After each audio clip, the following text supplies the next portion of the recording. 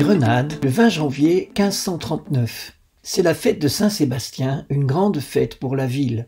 En outre, un grand prédicateur est venu dans la ville. Il s'adresse à la foule à l'ermitage des martyrs. C'est le père Jean d'Avila, qui sera lui aussi canonisé et même proclamé docteur de l'Église. C'est un mystique qui a été le directeur spirituel de Thérèse d'Avila et qui l'a aidé à valider sa propre expérience mystique. Donc un très grand homme.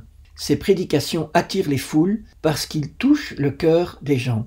Un homme en particulier a été transpercé par le sermon du père Jean d'Avila. Il a 44 ans. Il a mené jusqu'à présent une vie aventureuse où il a exercé plein de métiers. Actuellement, il est libraire. Par le sermon de Jean d'Avila, il réalise la vanité de sa vie. Alors il se roule par terre, il s'arrache la barbe, il crie de toutes ses forces vers le Seigneur. « Miséricorde, miséricorde, Seigneur Dieu, aie pitié de ce grand pécheur qui t'a offensé. » Un attroupement se forme autour de cet homme qui semble être devenu fou. Les enfants lui jettent des pierres, il crie « Au fou, au fou !» Les gens le sifflent, lui envoient toutes sortes de colibets. Mais notre homme ne se calme pas, il continue à se comporter de manière bizarre pendant les jours qui suivent. La populace l'agresse, alors deux hommes de bonne volonté essayent de le soustraire à l'agressivité du peuple. Pour cela, ils emmènent cet homme dans l'hôpital royal où on soigne les fous. Je dis qu'on les soigne, oui, mais avec les techniques de l'époque. On les fouette, on leur donne des bains forcés d'eau glacée, etc. Mais notre homme endure tout cela avec joie, par amour de Jésus-Christ. Pendant plusieurs jours, il est attaché, comme un fou dangereux. Il réalise dans son corps le traitement qu'on inflige aux malheureux qui souffrent de troubles psychologiques. Alors il fait cette prière. « Jésus-Christ, donne-moi le temps et fais-moi la grâce d'avoir un hôpital. Je recueillerai les pauvres abandonnés et ceux qui ont perdu la raison, et je les servirai du mieux que je pourrai. » Quand l'homme se calme, on le détache, et il se met à servir les malades de l'hôpital avec beaucoup d'amour. Les infirmiers se félicitent probablement de l'efficacité de leur traitement de choc, mais la vérité, c'est que notre homme a été transformé par la grâce de Dieu. Qui est cet homme? C'est un Portugais, émigré en Espagne, João Cidade, que bientôt tout le monde va appeler Jean de Dieu. João Cidade est né au Portugal en 1495 près de la ville d'Evora, dans une famille qui a été importante mais qui s'est appauvrie. À l'âge de 8 ans, il suit un vagabond qui l'emmène à Madrid. Les circonstances de cette fugue ne sont pas très claires. Peut-être un enlèvement d'enfant? On ne sait pas. On sait seulement que la maman de João est morte peu de temps après, peut-être de tristesse. Et j'imagine pour ma part la détresse des parents du petit João. Mais en chemin, l'enfant perd le compagnon qui l'emmène. Il se retrouve seul.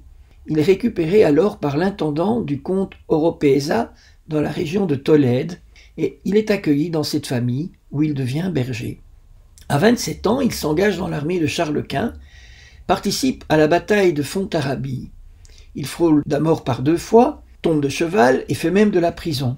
Puis il se réengage en 1532 et participe à la bataille de Vienne contre les Turcs de Soliman le Magnifique.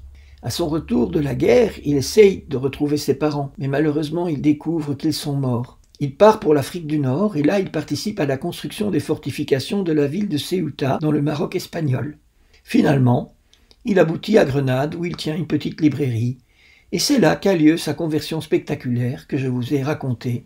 Nous sommes donc en 1539. Lorsqu'on permet à Jean de quitter l'hôpital, il décide de partir en pèlerinage au sanctuaire de Notre-Dame de Guadalupe, un célèbre sanctuaire marial espagnol situé à 300 km de Grenade. Il ne se déplace que pieds nus. Il mendie pour pourvoir à sa nourriture, mais il donne l'essentiel de ce qu'il reçoit aux pauvres.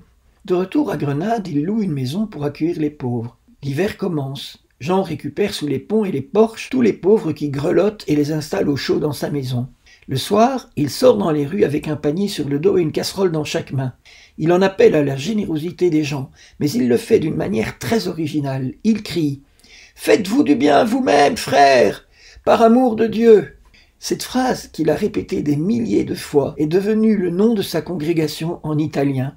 On les appelle les Fate Bene Fratelli, c'est-à-dire « Faites du bien, frères ». Jean de Dieu a raison. Si nous sommes généreux avec les pauvres, nous nous faisons du bien à nous-mêmes, car nous accumulons un trésor dans le ciel, là où il n'y a ni mythe, ni ver qui consume, ni voleur qui perfore et cambriole, comme le dit Jésus dans Matthieu au chapitre 6. Et grâce à ses quêtes en soirée, Jean arrive à nourrir ses protégés. Il devient célèbre par sa charité dans toute la ville de Grenade. L'évêque de Grenade lui suggère de s'appeler Jean de Dieu. Le peuple adopte immédiatement ce nom. Un premier compagnon se manifeste, c'est Antoine Martin, un homme assoiffé de vengeance, qui est venu à Grenade pour réclamer la justice et si possible la mise à mort de l'assassin de son frère, un homme appelé Pierre Velasco. Antoine est touché par la charité de Jean de Dieu. Il commence à l'aider et il se convertit. À la fin de 1546, il pardonne à l'assassin de son frère, Pierre Velasco, et le fait libérer. Et Pierre Velasco, de son côté, devient aussi un disciple de Jean de Dieu.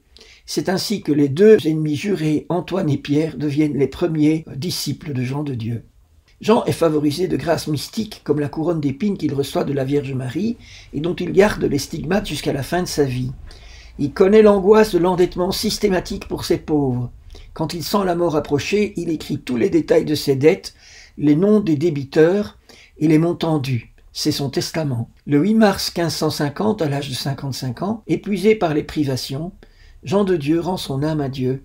Il sort de son lit et s'agenouille. Ses dernières paroles sont « Jésus, Jésus, je me confie à toi ». Et il meurt à genoux dans cette attitude de supplication si souvent prise au cours de sa vie. Au moment de sa mort, Jean de Dieu a autour de lui 5 frères. Leur nombre va grandir et ils deviendront en 1690 l'ordre hospitalier de Saint Jean de Dieu. Saint Jean de Dieu est le patron des malades, des hôpitaux, des infirmières et des infirmiers.